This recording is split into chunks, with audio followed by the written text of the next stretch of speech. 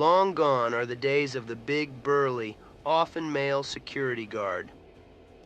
A few months ago, the Security Officer Network brought you this quote from Allied Security CEO Steve Jones. Was this just woke talk by Jones? Is Jones just playing politics? Just virtue signaling with no real plan to do anything other than talk? Or is this a real, ongoing, meaningful effort that could impact your security career and have a dangerous effect on the private security industry, where the implementation of idealistic policies made from a corporate boardroom far, far away from the real world could get people hurt or worse? Well, after a review of Allied's latest reports, we can now show you what if this is just talk or if this is for real. Stay tuned. This breakdown of what's going on at Allied Security is brought to you by the Security Officer Network. As this update shows, you don't want to trust your security career to the whims of the latest politics of a big corporation. You want to have a strong resume and a tool for showing that you're not just a corporate security drone, but a true, aspiring security professional. Your Security Officer Network membership not only supports more content like this, but it also allows you to build your security portfolio, take TSON training, bank your FEMA credits, and impress your future security employers. Hopefully, if you've followed the network's advice in how to start your own security guard agency, see the link in the show notes, you'll impress your future clients as well. Join the private security generation of the future. Join us at securityofficernetwork.com. Okay, so here's the deal with Allied. Allied is toying with going public. A few weeks ago, they hired a new general counsel who was involved in taking her previous employer public. Going public likely means a lot of virtue signalling to let the Wall Street crowd know that it's safe to make money in what is a controversial industry, private security, and that appears to be what Steve Jones is probably doing. He's talking woke now. Also, keep in mind that Jones is probably also needing to keep Allied's current investors happy. One of Allied's biggest investors is the Quebec Pension Fund, which is controlled by Quebec politicians. Quebec politicians are extremely left-leaning and, as such, probably very woke. But the question remains, is this just talk?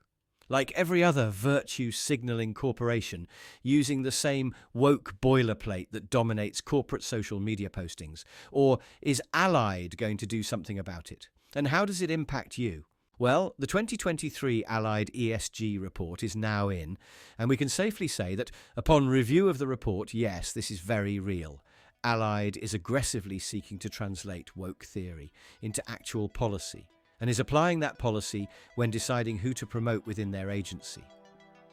In 2022, Allied's ESG report stated that the security industry historically has been a male-dominated field, and we are committed to ensuring representation of women and minorities in management roles. Now, with the release of the 2023 report, Allied reported dramatic results toward their goal. Importantly, however, our management pipeline of women in supervisory roles has increased by 2%, with more than 600 additional women taking up supervisory roles. As this pipeline continues to grow and our efforts to diversify our workforce start to pay dividends, we expect to realize a year-on-year increase of women in management roles. One can only imagine the incredible pressure this presumably places on hiring managers. It does not appear as if Allied has been successful in hiring significantly more female employees, yet the percentage of female managers has increased by 12% in just 2 years' time. This means hundreds of management positions have likely changed hands from male to female.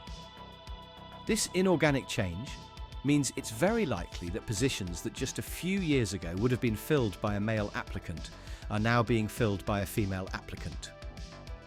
What Allied doesn't disclose is the percentage of open management positions filled by females instead of males, and what percentage of female applicants got the job versus male applicants.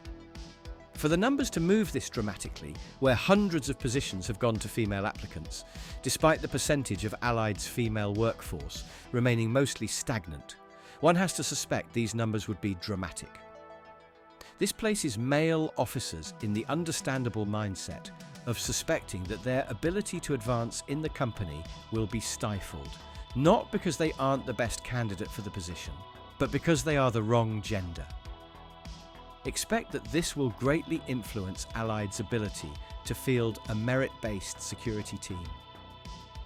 Once word gets out that male applicants have a limited ceiling for advancement, expect fewer male applicants for Allied's jobs. Like it or not, physical security heavily relies on male applicants. It's just a fact of life, and no amount of corporate policy is going to change that. The reports also reveal that Allied has started filing with the Carbon Disclosure Project and has declared its intent to be carbon neutral by 2050. They've installed telematics in most of their vehicles and instituted a new fuel card procedure with an emphasis on moving towards an electric-powered fleet. This rightly should cause Allied's officers to worry that their local office will come under pressure to artificially limit the number of carbon-based miles driven by officers. Security vehicles, to properly conduct patrols, have to be able to drive a certain number of miles. From trying to strategize how to structure charging around a heavy patrol schedule to minimizing miles driven, once corporate types get involved in micromanaging vehicle patrol policy.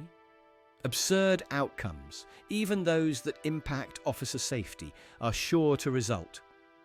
For example, what happens when site supervisors, to minimize miles, require foot patrol in dangerous areas instead of vehicle patrol? Certainly this could sacrifice officer safety and leave Allied's officers very, very vulnerable, especially some of the unarmed officers. Allied's reporting also places a new emphasis on supplier diversity.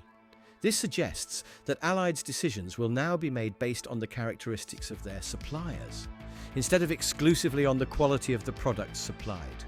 For the on-the-ground frontline officer, this could be a problem if the quality of supplies becomes compromised. Again, this is security, and issues of safety are at stake here.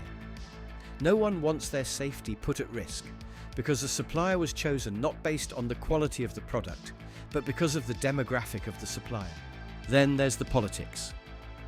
Allied recently released a security report focusing on the 2024 elections.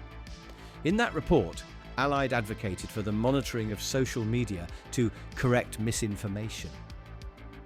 Allied's content writers clearly decided to weigh in on the controversial and now highly polarized issue surrounding First Amendment freedoms. Not a good look for the massive private security with what resembles a monopolistic grasp on the security market. Finally, the company has seen an enormous increase in the number of concerns being filed using the company's whistleblower reporting.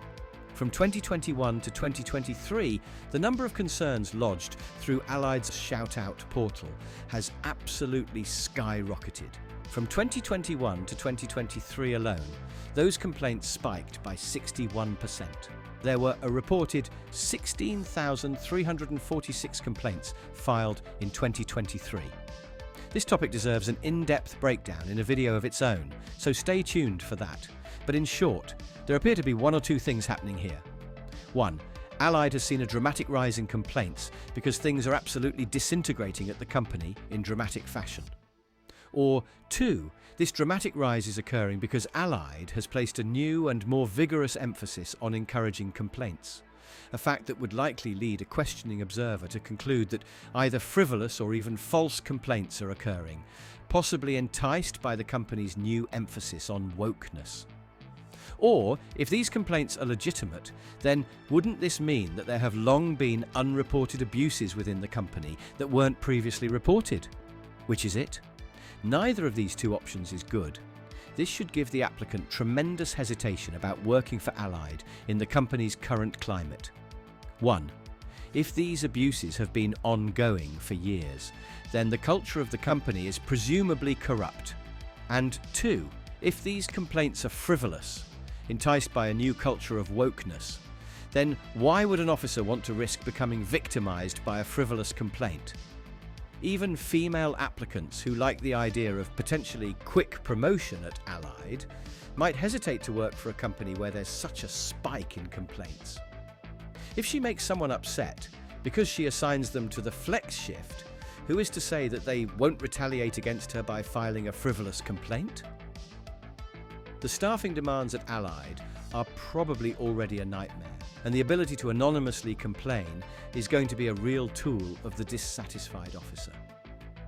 As the company is getting more woke, if the complaint line metrics are to be an indicator, it's also simultaneously a possible canary in the coal mine, possibly indicating that Allied's culture is becoming more toxic, and anyone who risks working there might be risking their reputation. Okay, that's it for now. If you found this analysis helpful and insightful, take a moment to subscribe and like as the network continues its push to 10K subscribers. Much more is planned, so stay tuned. And take a moment to visit securityofficernetwork.com to show your support for this endeavor and to get your digital network membership card. It's the true security professional's status symbol of choice.